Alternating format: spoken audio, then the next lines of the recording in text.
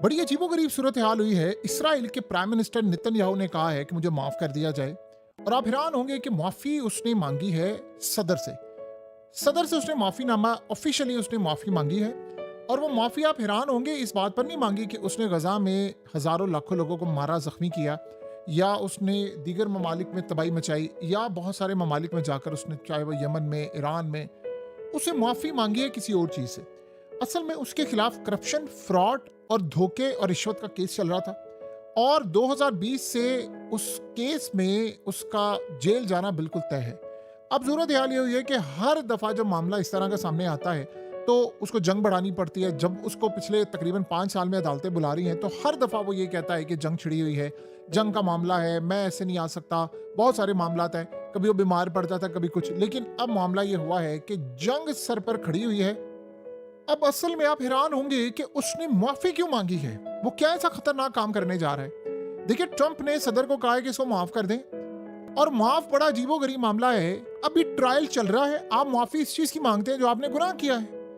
अब ट्रायल उसका चल रहा है और ट्रायल के दौरान उसने माफी मांगी है। क्यों? वो करना चाह रहा है, बहुत बड़ी जंग छेड़ना चाह रहा है। और उस जंग से पहले उसने अपने आप को क्लियर करना है। क्यों वो क्लियर करना है, इसको आप समझे। इसराइल की अक्सरियत, रिसेंटली सर्वे हुआ है, उसमें बताया गया है कि इसराइल की अक्सरियत ये कह रही है कि नेतन्याहू को माफी नहीं देनी चाहिए। उसकी वजह से गजा जंग छिड़ी, हम पर चढ़ दौड़े हैं सारे मुल्क, और अब आगे भी मजीद ईरान ने जो तबाही की उसके बाद वो समझे इसका बुरा हाल है और इसको जेल जाना चाहिए। अब असल में मसला ये है कि इसराइल की अवाम जंग नहीं चाह रही। जाहिर सी बात है, जिस तरह ईरान ने बेड़ा गर्क किया है। अब असल में आप जब माफी मांग रहे हैं तो आप इनडायरेक्टली कह रहे हैं कि भाई मैंने ये काम किया है।